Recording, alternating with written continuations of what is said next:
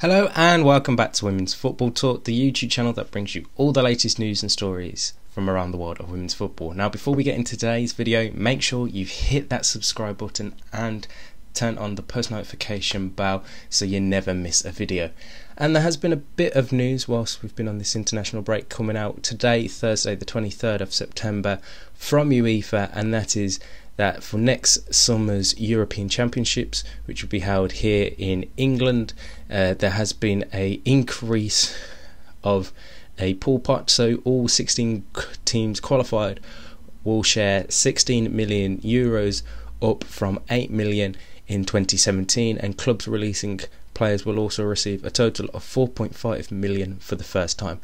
Now, obviously, whilst that is a good thing that you're seeing the gap come smaller down for the teams, obviously in the women's game compared to the men's game, it's still an astronomical difference. I believe from this past men's Euros, it was over 300 million, which is absolutely a ridiculous disparity in gap difference between the men's Euros and the women's Euros. However, it is slowly but surely a move in the right direction, and hopefully, you never know, sooner or later they might even be putting up 100 million for the women's game in the future.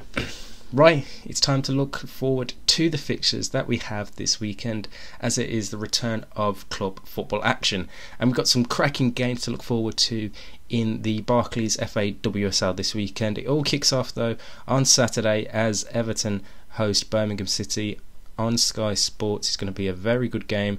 Everton have had a tricky start to the season, not the best of it, obviously losing 4-0 last time out to Chelsea, and obviously losing their first game of the season 4-0, where Birmingham themselves also had a bad start to the season, haven't scored, conceded 6, so both teams will be looking for their first points of the season on Saturday.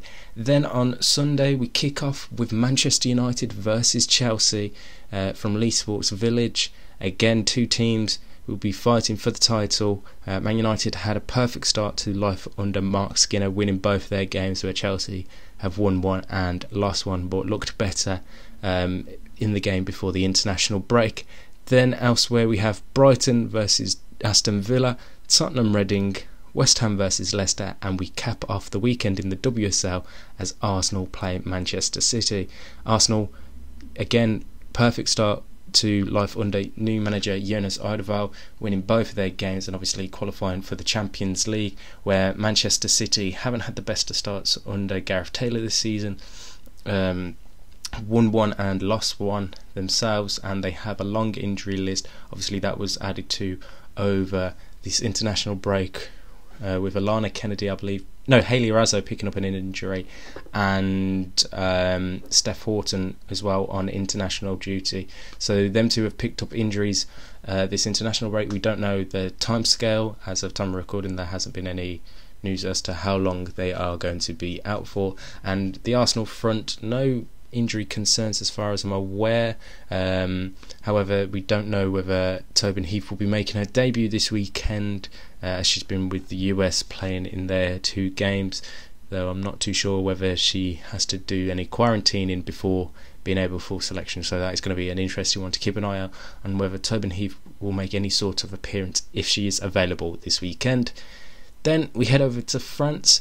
We've got Lyon versus Guingamp on Friday evening, and then elsewhere we have Fleury 91 versus Soyo Charente, Stade Rennes versus Montpellier, ECFF versus Bordeaux, Dijon versus Saint Etienne, and then on Sunday we have the Paris derby as Paris Saint-Germain play Paris FC. Two teams have had good starts to the season, both won all 3 of their games, scoring 8. However, PSG are yet to concede compared to Paris FC, who have conceded 1.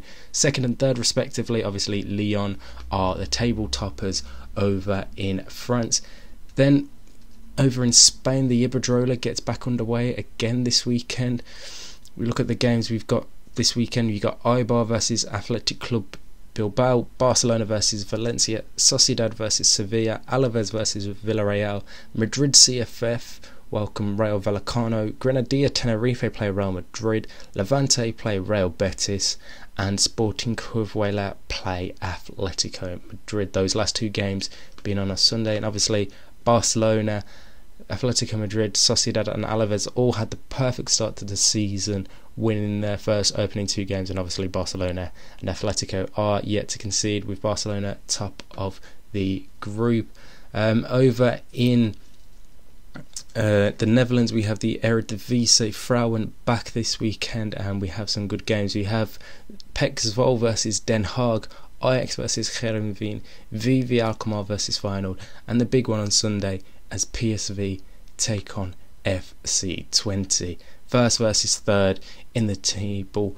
Obviously FC Twente are on top after their opening 3 games this season, and we don't have any league action over in Germany, as it is the DFB Pokal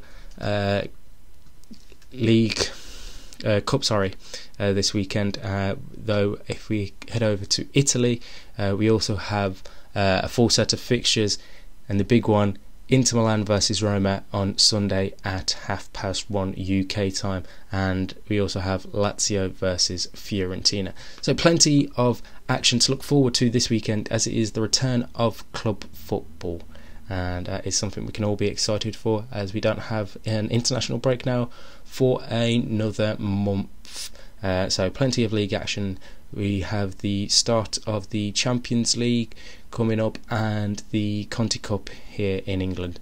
So like we said at the start of the video, make sure you hit the like button, hit subscribe, turn on post notifications so you never miss a video of ours. Follow us over on social media as well, Twitter and on Instagram, for all the latest news and stories from around the world of women's football. And until then, we'll see you soon.